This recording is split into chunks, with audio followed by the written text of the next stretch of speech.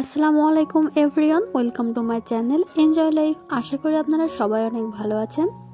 পেঁপে তরকারিটা আমরা অনেকেই অপছন্দ করি, বিশেষ করে বাচ্চারা তো আরও বেশি অপছন্দ করে। আজকে আমি এই পেঁপে দিয়ে খুব সুন্দর একটা রেসিপি তৈরি করব, আশা করি আপনাদের সবার অনেক পছন্দ হবে। রুটি দিয়ে খাওয়ার জন্য একটা পারফেক্ট রেসিপি এটা, আর একদমই অল্প উপকরণ দিয়ে খুব সহজ পদ্ধতিতে রান্নাটা শেখানোর চেষ্টা করেছি।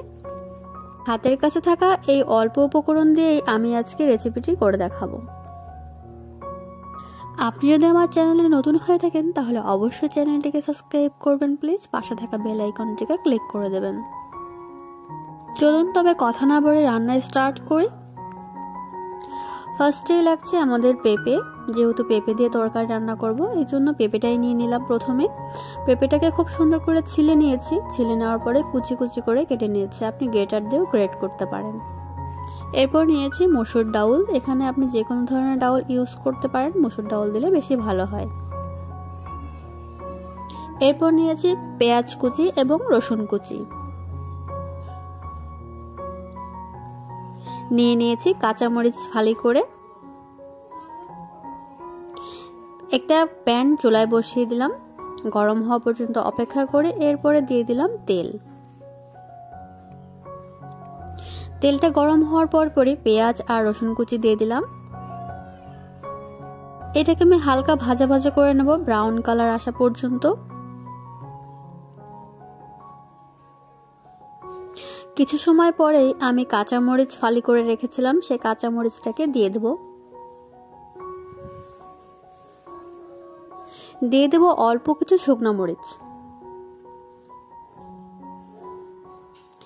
ঝালটা আপনার স্বাদ মতো দিয়ে দেবেন, বাড়িয়ে বা কমিয়ে দিতে পারেন। এই পেঁয়াজ রসুন মরিচ ভাজার জন্য একটু সময় নিতে হবে, বেশি জাল দিলে এটা পুড়ে যেতে পারে, এই জন্য অল্প আছে একটু সময় নিয়ে ভাজতে হবে। এটা হালকা ব্রাউন কালার চলে এসেছে। এ পর্যায়ে দিয়ে দিলাম মসুর ডাউল, খুব সুন্দর করে পরিষ্কার করে রেখেছিলাম আগে থেকেই পানি ঝরিয়ে।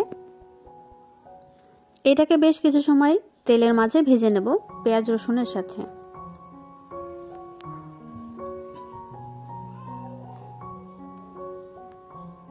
দিয়ে দেব পেঁপে কুচিগুলো।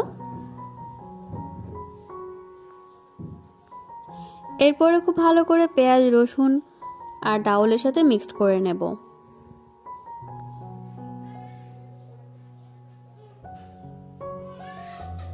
এই কাজটা একটু বেশি সময় ধরে করতে হবে, যাতে অর্ধেকটা সিদ্ধ এই ভাজার সময় হয়ে যায় ডাউল এবং পেঁপে।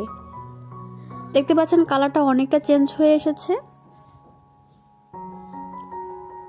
এই কালারটা চেঞ্জ হওয়ার পরই আমি দিয়ে দেব হলুদ,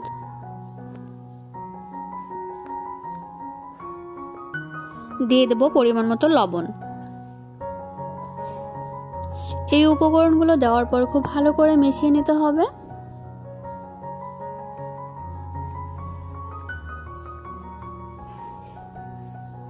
আমার চ্যানেলের ভিডিওগুলো যদি আপনাদের ভালো লেগে থাকে তাহলে অবশ্যই লাইক কমেন্ট শেয়ার করবেন প্লিজ। ভালো করে নাড়াচাড়া করা হয়ে গেছে, এই পর্যায়ে দিয়ে দিলাম পরিমাণ মতো পানি। যেহেতু এটা ভাজার সময় অর্ধেকটা সিদ্ধ হয়ে গেছে এই জন্য বেশি পরিমাণে পানি দেওয়া লাগবে না, অল্প পরিমাণে পানি দিলেই চলবে। ঢাকনা দিয়ে ঢেকে দিতে হবে। এই পর্যায়ে বেশ কিছুটা সময় জাল দেওয়ার পর ঢাকনা উঠিয়ে দেখবেন এই পর্যায়ে অনেকটা সেদ্ধ হয়ে গেছে সবকিছু। এটাকে আপনার আর কোনো কিছু করতে হবে না, এটা পানি শুকানো পর্যন্তই অপেক্ষা করলে হবে। পানি শুকানো হয়ে গেলেই তরকারিটি একদম রেডি হয়ে যাবে। এটা এতটা সুস্বাদু হয় আর এতটা মজার হয়, না খেলে বুঝতে পারবেন না। প্লিজ একবার হলেও করে খাবেন। আজ এই পর্যন্তই, আল্লাহ হাফেজ।